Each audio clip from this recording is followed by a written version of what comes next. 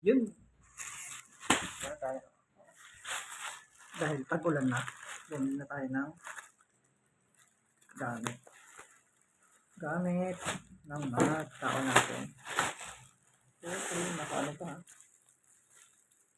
naka may bag pa isa, yung dalawa, ayun ang nabili natin ay tatlo yung tao natin. And then June na, sinabi na ni weather na tag-ulan na, kaya yan, bumili na tayo. Tingnan natin kung okay, kasi yung nabili natin na nakaraan medyo mahal.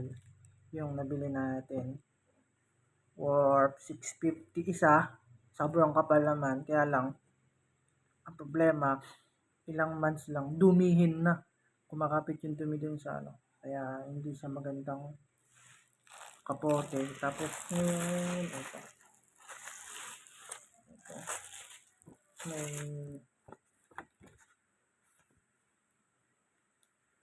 hindi ko alam kung para saan to, dito yata to sa palanggot. Parang okay naman, mukhang tatagal naman siya. Yung balanggot, tapos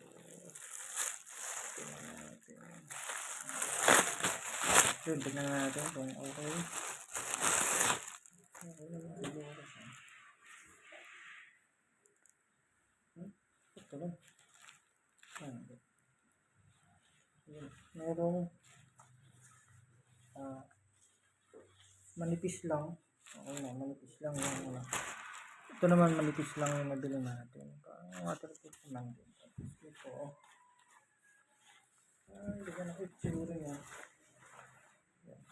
Parang malaki. Ayan, i-slipper. I-slipper suit natin.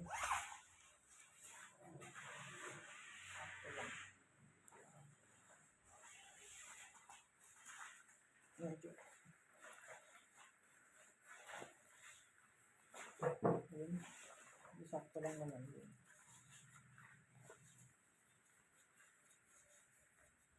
Dito.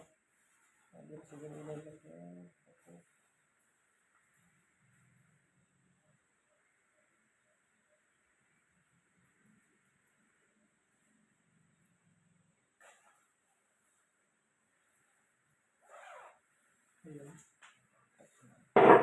Ayun.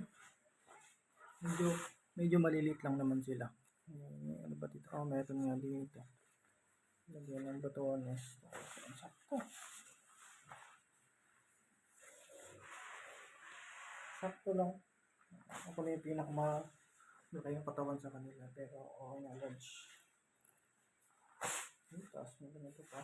Parang hindi nabasa.